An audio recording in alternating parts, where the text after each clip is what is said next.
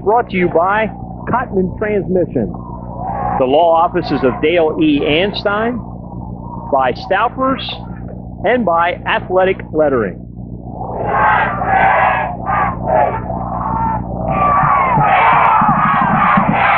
Marple and Moore in the backfield. Rossi rolling.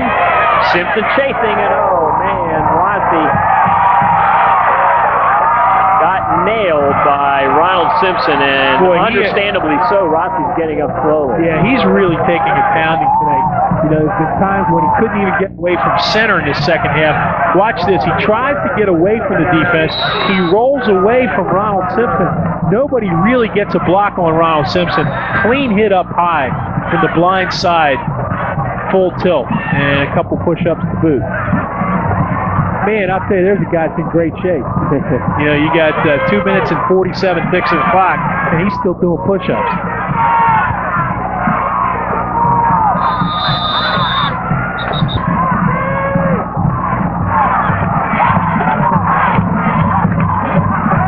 Great drop, some time. Now he's running out of time, and Rossi's going to take off, has some running room.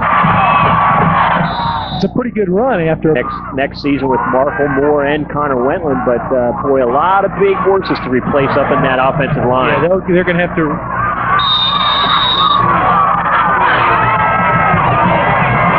Third and less than a yard. Marple, first down, Dallastown. Spot is the 45. Inside of 2 minutes to go, and Dallastown with possession.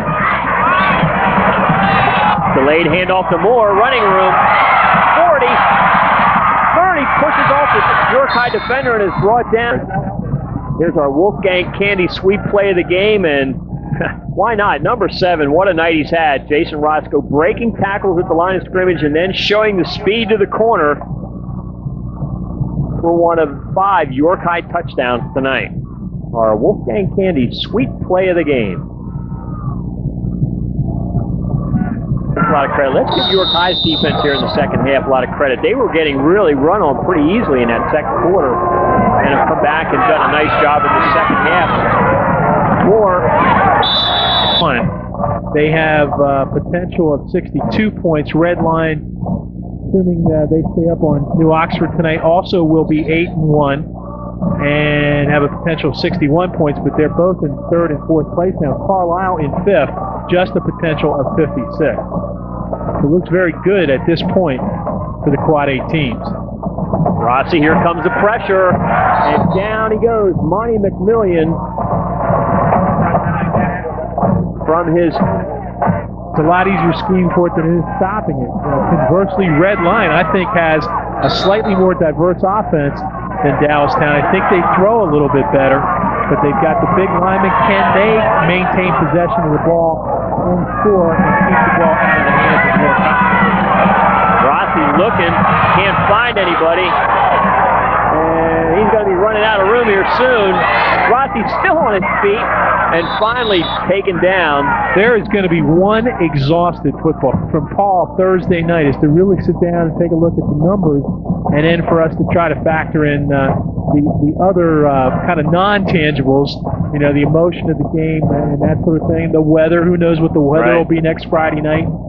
But essentially what you're going to have is 2 teams that run the ball, but one team, Redline, that has 2 great running backs in Wire and Good, several quarterbacks with different dimensions, which I think York High will have to prepare for, who can run the ball, pass the ball, and keep it a long time and score against a York High team that is very explosive and whose defense can be very aggressive and very tough when it has to be.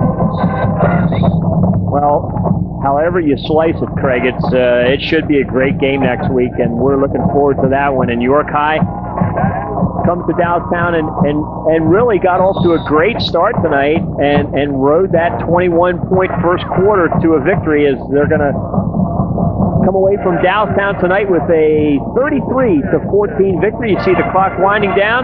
York High goes to 8-1 on the season, and that'll do it. Here from Dallastown, York High a winner.